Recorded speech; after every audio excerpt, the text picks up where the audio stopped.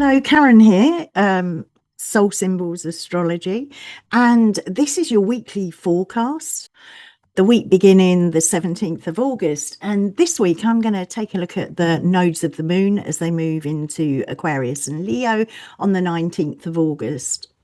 They're measured differently, so some people use the true nodes and they went in last month, okay, not to be confused, it's a matter of measurement. So in ancient astrology, the nodes describe the shifting currents of fortune, so it's about increase and decrease. We're talking of desire, relinquishment, we're talking about growth and decay. That's how they were seen. With that north node entering Aquarius and the south node entering Leo, those currents are beginning to move through the relationship between collective power and individual authority. And you will hear me talking about it a lot because we got this Leo lunation eclipse cycle. Okay, so it'll be a lot to do, and these nodes. So as an overview, I'll be exploring what this might mean for us through the wider planetary picture. So the gathering of Sun, Mercury and Jupiter in Leo, Pluto's presence in Aquarius and Saturn's condition as ruler of the North Node. I'll also at the end bring in the Sabian symbols for the final degrees of Leo and Aquarius where the nodes are moving into. And that is the Unsealed Letter and the Spiritual Brotherhood, those symbols. And they offer a really compelling image of information moving out of individual hands and into a shared field. So together, those symbols are raising questions about leaderships, visibility, networks, and who controls those stories through which collective life is organised.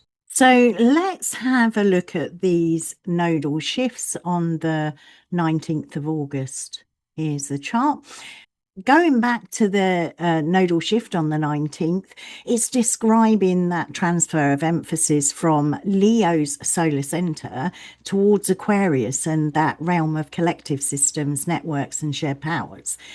But the condition of the nodal rulers shows that this transition is likely to be contested and emotionally charged. The North Node's Aquarian hunger is growing within the systems already undergoing profound Plutonian change. We got Pluto in there. But that South Node is beginning to reduce, expose, or release established expressions of Leo authority, so that entitlement and personal prominence. So we've got the South Node here entering Leo at 29 degrees 57 minutes with the Sun strong in its own sign. Okay, Leo's a temple of the Sun, and it's moving towards conjunction with this node. We'll look at that another time. But this is really important feature because the shift occurs shortly after that Leo eclipse. We had the eclipse on the 12th. This is a week later.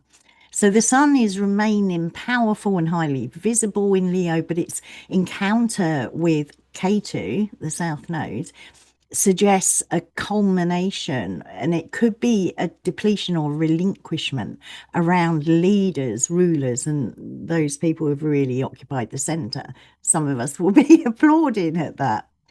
So this can correspond with the loss of legitimacy or vitality experienced by those prominent solar figures. Go back and have a look at the work I did around the eclipse and the mundane astrology with Trump and Sanchez's charts. But yeah, a loss of legitimacy or vitality. But that would be alongside exposure of authority that's become too personalized or dependent upon spectacle. You can see why I chose Trump's chart. But it can also describe the conscious surrender of status and the sharing of power and a spiritual reassessment of the need to be exceptional or constantly recognized. And that doesn't necessarily mean it's that's going to come from the solar figures, maybe a collective collective realization. And Jupiter and Mercury here are also in Leo. Jupiter at 11 degrees has recently opposed Pluto in Aquarius. So that's carrying forward the struggle between concentrated personal authority and that deeper reorganization of collective power I've been talking about for weeks. But Jupiter can inflate that Leo desire for grandeur, recognition, and certainty. So it can produce a final expansion or overreach before the South Node begins its work of reduction. Okay, so we might have a flare up of that. Mercury at 18 degrees Leo is still under the sun's beams here and very close to the traditional boundary of combustion. So we're looking at speech, media, information, those political narratives and propaganda. They might become absorbed into a solar agenda. And that will probably be the prominent global leaders or something.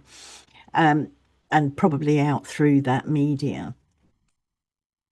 Mercury separated from Jupiter, and that's suggesting that large claims, declarations, or promises have already been made. We've heard all the new ones from Andy Burnham. While it's separating square from the moon is indicating that these narratives have met a powerful emotional response. And again, I think that's very true. We've seen it. So the North Node enters Aquarius. So it's a sign already occupied by Pluto. There's a big gap between the node and Pluto, degree-wise, but they are sharing the same sign, which is important in Hellenistic astrology. But the next 18 months are going to unfold in this Aquarian territory with Pluto here. Rahu, this North Node, as I said, it's got a tendency to amplify. So it's going to feed that Plutonian transformation of political systems, communities, technologies, social movements, and collective power. Also our own, wherever it sits in your house, in your chart. What it can do is generate really genuine reform and new forms of cooperation alongside intensified group pressure. There can be ideological rigidity here. It's a Saturnian sign. There can also be surveillance and struggles over who controls that network. Okay. So be aware of them. There's nothing new here in a sense. We've been watching this, but look in your own life as well for that. So the North Node is ruled by that Saturn, as I said, and Saturn here is in retrograde and in its full in Aries. So it gives the emerging Aquarian future over the next 18 months a pretty difficult foundation here. So we might have institutions attempting to reinvent themselves whilst they're struggling with authority, restraint, and that desire to act independently. And Saturn's retrograde condition also suggests that older political and structural problems are going to get revisited.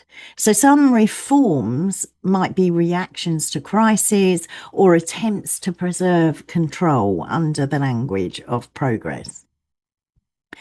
Saturn is ruled by Mars here in Cancer, and Mars is ruled by that fallen moon in Scorpio. Mars and the moon are in mutual reception, and as I said, they both are occupying the signs of fall. But it creates a closed circuit between action and emotion. So that collective change is likely to be linked with fear, protection, territory, belonging, survival, all those things that Cancer and the moon bring. The systems developing under the North Node might be strongly shaped by questions of homeland security, borders, food, housing, and the protection of vulnerable communities. I mean, we see all the rhetoric and all the stuff going on about homeland security and borders, but we're not seeing enough happening with the other food, housing, and vulnerable communities. So hopefully we'll see some shifts here. So the moon and Mars, here we are, moon at 21 degrees. Scorpio is applying to a square with the sun and then towards the nodal axis. The public mood, because the moon represents the public in mundane, is going to be intense, suspicious, emotionally invested in what is being revealed. Again, there's no surprises there for us. We might be seeing hidden grievances, grief, and unresolved power struggles rising to the surface over this period. And as the moon challenges the sun, the needs and feelings of the wider populations come into tensions with leaders and the official version of events. Okay, it's that first quarter moon, always struggle in tensions with a square. So Mars at 5 degrees, Cancer's recently separated from that square with, or it's still separating with a square with Neptune in Aries, and it's moving towards a later square with Saturn. So the sequence is beginning with confusion, idealization, misinformation, or action that's driven by emotionally compelling beliefs. Okay. It then is going to encounter later up the line Saturnian limits, so resistance, consequences, likely to be hard set boundaries coming in here. But it could manifest through defensive political action, disputes over land and national security, or attempts to protect familiar structures during a period that might be feeling very uncertain here. Mars here is in its own Egyptian bound, so it's giving it some capacity to act despite being fallen. Yet the mutual reception between Mars and that fallen moon is suggesting that action can easily become reactive. So strong feelings lead to defensive action, which then generates further emotional intensity. So watch that for yourself and for your family. You know, if you see people blowing up, this is probably why around this period. Then we have Venus here, and she's strong in her own sign of Libra and applying an opposition with Saturn in Aries. So that's going to bring relationships, diplomacy, justice, agreements into that direct confrontation that Saturn brings of restriction, separation, and probably the institutional authority we're going to see here. Saturn's in Aries, Mars ruled sign. So we might now see any alliances that have come together being tested. Questions of fairness are likely to expose the limitation of existing systems if you haven't already seen them. But we might see more of that highlighted. Jupiter in Leo is separating from a sextile with Venus whilst applying to a trine with Saturn. So Jupiter is offering a possible bridge between them through law, negotiation, meaning, and that creation of a larger framework. And because Jupiter's in Leo, the success of this mediation might depend upon whether leaders can place their influence in something that's larger than themselves to get praying people. Okay, because when do they ever do that? Oh, many of them. Sorry, I'm not tarring all leaders with one brush. But any grand gestures they've made will have to be followed by durable commitments. So we've still got this outer planet pattern going on. It's going to be going on for some time. The Neptune in Aries, it's almost exactly sextile Pluto in Aquarius, and Uranus in Gemini remains sextile Neptune and trine Pluto. So it is a supportive outer planet geometry, and it's describing a period in which technological change, new ideas, and powerful collective visions can move really rapidly into emerging social structures. So it's carrying remarkable, keep saying it because we got so many dire things. I need to keep repeating this. It is carrying a remarkable creative and revolutionary potential. Although that same pattern can accelerate, as I've said before, propaganda, technological control, and movements built around compelling but basically unexamined ideals. Okay. And so make sure you use that discernment and critical thinking here. By whole sign relationship, the nodal axis is also caught in a fixed configuration with the moon in Scorpio and Chiron, the wounded healer, in Taurus. So it suggests that the movement of power between the individual and the collective is touching deeply embedded wounds, and they're probably going to be around trust, survival, the body, land, material security. That's Taurus for you, okay? And those fixed signs can always resist change. They're fixed. So the transition might unfold through prolonged struggles over values and resources. So the central question of this nodal cycle concerns how power moves from celebrated individuals into that collective field. And the chart is suggesting that this will happen through pressure, exposure, and weakening of familiar centers of authority. Okay, so we may get more chaos, but know something cosmically is working out here.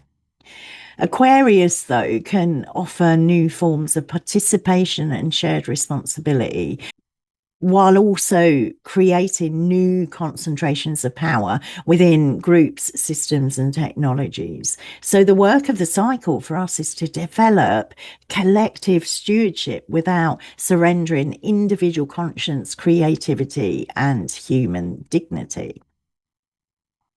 So I'm going to look at these two Sabian symbols because they are giving the nodal shift a remarkably clear symbolic narrative here. Both concern the movement of consciousness beyond individual ownership, but they approach it from opposite ends of the Leo Aquarius axis. I should put them up on screen here, then talk over it. You might want to take a screenshot or freeze your screen here, pause the video. So the South Node in Leo is 30 degrees of Leo, and it's the Unsealed Letter.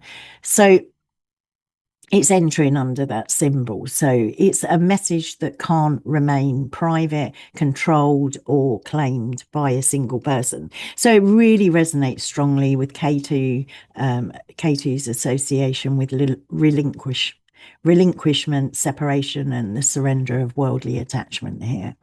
Leo's connected with personal authorship, visibility and authority, and that desire to leave a unique legacy. Nothing wrong with that. At this final degree, the individual is going to discover that ideas, knowledge, and messages eventually enter the human field. With that South Node here, there might be a relinquishment of ownership over narratives and information. Please let the leaders do that. Yeah, and it might be that those leaders lose control of the stories they've constructed around themselves.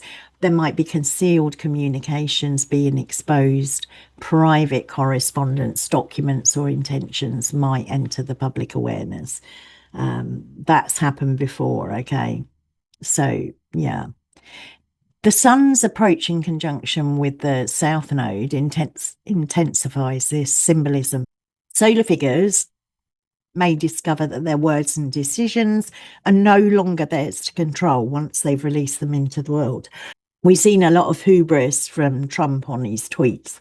Sorry to keep picking on Trump. Some of you might like him, but he has shown a lot of threats and hubris that have been dangerous, okay? So that's a bit of a concern there in that respect. Mercury under the sun's beams in Leo is adding another layer. That information might be initially hidden within the agenda of rulers or powerful individuals. But this symbol of the unsealed letter is suggesting that concealment can't be maintained indefinitely, okay? So Jupiter in Leo can amplify declarations, promises, or ideological claims. The shadow expression could also include a grand announcement, definitely propaganda, leaked information, and struggles over who controls the public narrative. Okay, we've had decades of political power via media, often manufacturing consent to war and the slaughter of people, and among other things. Okay. But we might see this very clearly. But at that deeper level, this symbol is asking the individual voice to release the need for soul recognition. Okay. And allow what's been learned to become useful to other people. This is good for us personally. I've tried to think around how this is going to work out for leadership, and it's really hard to see at the moment. We do have Uranus in the mix of all this with those outer planets, so there might be some surprising things coming about. The North Node is entering Aquarius under the symbol, the Sabian symbol. It's an image of many individual minds participating in a single field of consciousness. So that's speaking directly to Rahu's hunger for growth, expansion with networks, communities, social movements, technology, and collective systems here in Aquarius. So the image of multi-unity is really, really important here. I think it's very significant, this symbol. Individual people remain recognizable while also forming part of a greater whole. No one's lost in it. It's a beautiful image. So that reflects the highest possibility of Aquarius, that collective intelligence that preserves individual contribution while creating something no single person could produce alone. So it's that holding of the polarities, recognizing where the shadow can come in. Okay. The symbol's roots in an ancient culture also complicate the idea that Aquarius is concerned only with the future. Okay, the emerging Aquarius actually in Hellenistic astrology is a looking back and a looking forward, but the emerging collective might recover forgotten knowledge, older communal practices, or spiritual traditions and reinterpret them for a new era. We've got all this going on in Egypt with this. They've got a technology where they can see what's under the pyramids. There's all sorts going on at the moment. So this kind of excites me a bit. I'm a bit of a nerd when it comes to ancient history. So I think we're going to get some forgotten knowledge or buried knowledge that is going to surface. Okay. But we're not going to move back to a bygone era. We're going to reuse that ancient knowledge in modernity with respect, hopefully. Yeah, that the future could be built through a renewed relationship with the past. I mean, that's beautiful. We're built on the shoulders of our ancestors in that way. Pluto's presence in Aquarius is giving this collective consciousness enormous transformative power.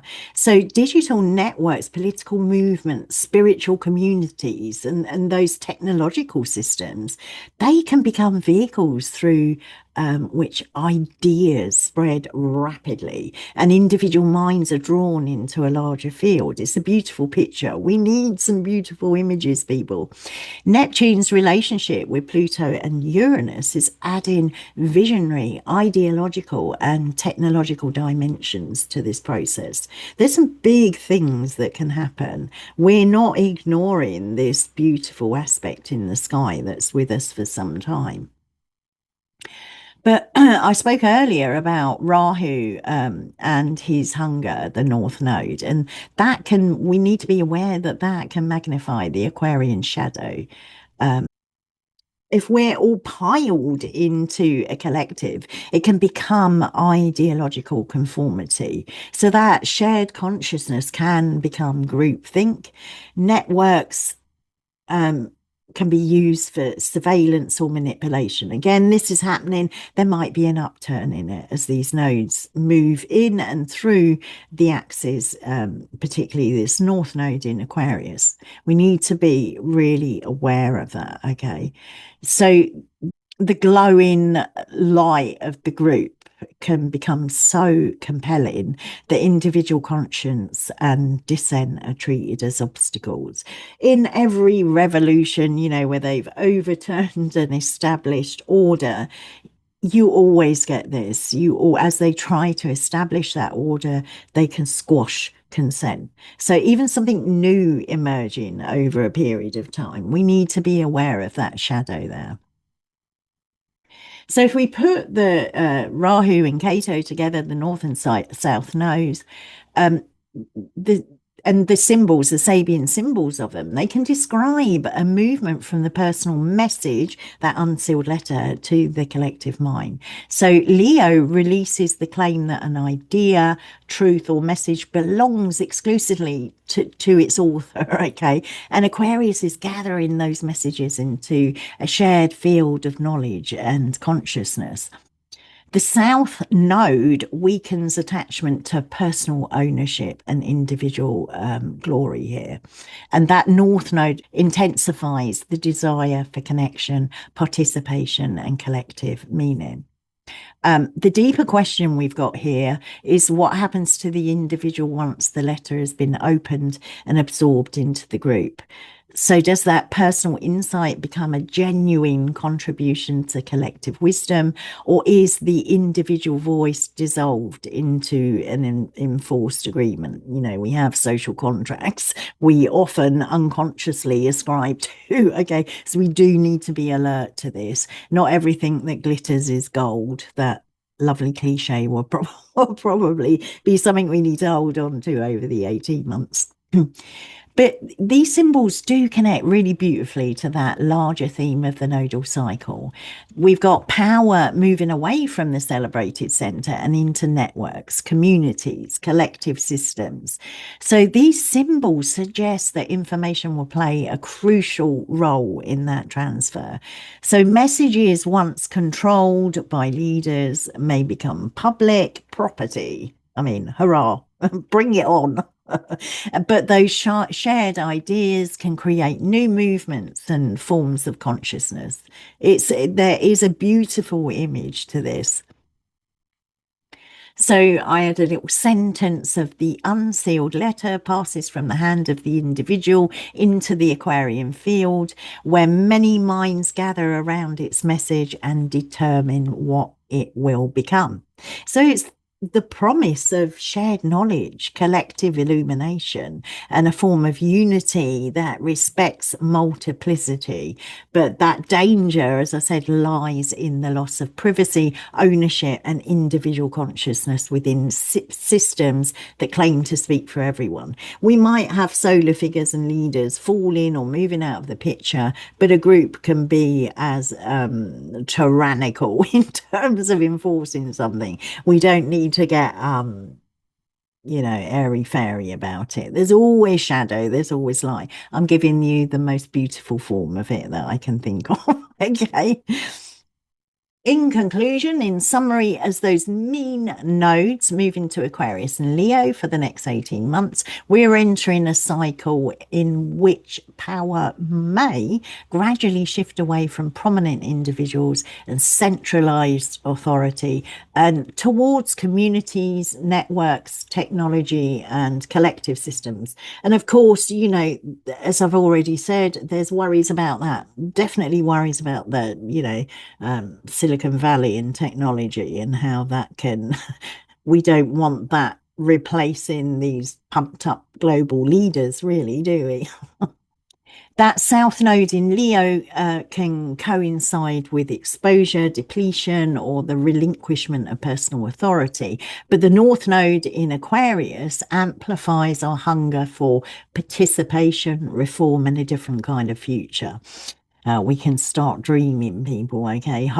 Dream hard. So the chart reminds us that this movement carries a lot of complexity here. The collective power can support cooperation and shared responsibility, while also producing groupthink, surveillance, or new forms of control. The Sabian symbols hold the tension beautifully. The unsealed letter leaves the hands of the individual and enters the Aquarian field. And that's where many minds gather around that message. Over the coming 18 months, the deeper questions can concern how knowledge and power are shared without losing privacy, conscience, or individual dignity. This nodal cycle asks us to consider how the individual voice can contribute to the collective life and how the collective can become a place of stewardship rather than another center of domination. And that is what I have for you people. If you enjoyed it, like, subscribe, do the thing. And if you want a private read, nip on over to www.soulsymbols.co.uk. And I will be back on Friday with a series of 4 episodes. It'll be the second episode of the 4. You can go back and look at Fridays. And that is all to do with the forms of power through the myth of Zeus, Ganymedes, Hebe, and looking at the Aquarian water bearer. So nip on over to that and have a look at the Friday Muse, and also accompanying that, and the reason I've recorded this series is over on the portal. All these links are below. On the portal collective, I've got lunar rhythms, and that I've just published the Leo eclipse guide. Okay, so all those things, all for free, all for you. I'll put the links below. So that's what I have for you, and I'll see you in the next one. Bye bye.